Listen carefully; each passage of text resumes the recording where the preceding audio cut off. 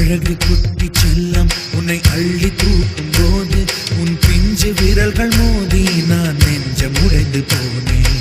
ஆளை கடத்தி போகும் உன் கண்ண குழியின் சிரிப்பில் விரும்பி மாட்டிக்கொண்டேன் நான் திரும்பி போக